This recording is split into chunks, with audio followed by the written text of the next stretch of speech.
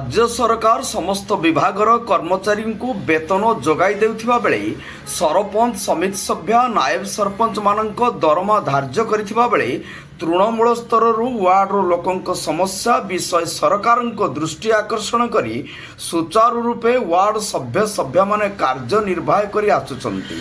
मात्र ता बदल रे सरकार एमानंक प्रति वैमात्रिक मनोभाव पोषण करिसंती। ये समस्यार समाधान पाई गुरुवार बाहरदा निकट चंदनसिया कल्याण मंडप सभागृह रे 17टी पंचायतर वार्ड सभ्य सभ्य मानक नहीं सांबादिक सम्मेलन अनुष्ठित होईछि। एही सम्मेलन रे समाजसेवी अंतर्जामी जेना सभापतित्व करथिले।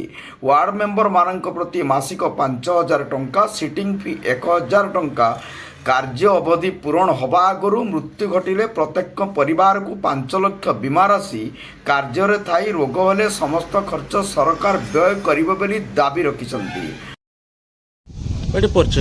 राजेश कुमार गिरी वार्ड मेंबर संघ बस्ता।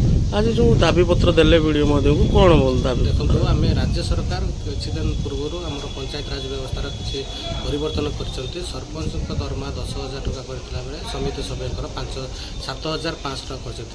ता सहित वार्ड मेंबर नायब सरपंच मानकर 4,000 टका वृद्धि करछंती। किंतु आम वार्ड मेंबर मानकर अणदेखा करछंती, जहाँ फल मासिक 480 टका वृद्धि करछंती। सेथिपई आज आमे बस्ता ब्लॉक रे वीडियो आज दाबी पत्र दउछु। यदि सरकार न मानती कौन कर देखो जो सरकार पाखे आम 5टी दाबी रोचे।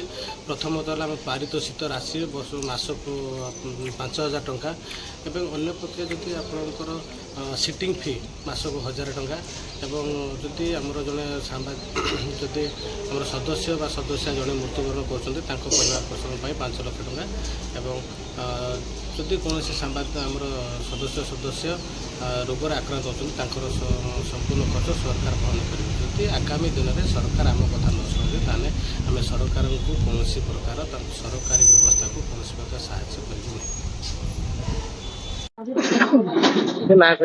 मो ना पूर्णचंद्र जेना। आज विक्षोभ होउची सारा उड़ीसा रे सरकार जते वार्ड मेंबर संघ को आज वैमात्रिक भाव करिसंती। वार्ड मेंबर एवं वार्ड सभ्य मानकर कौन दाबी को से कथा शुणु नांती।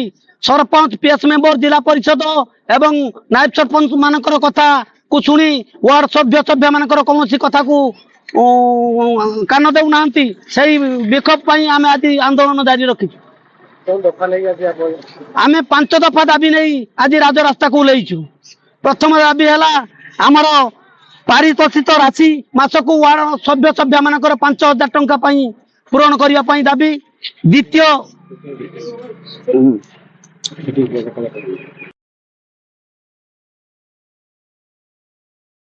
बस्तारू शिरीष महांती को रिपोर्ट, जनता एक्सप्रेस।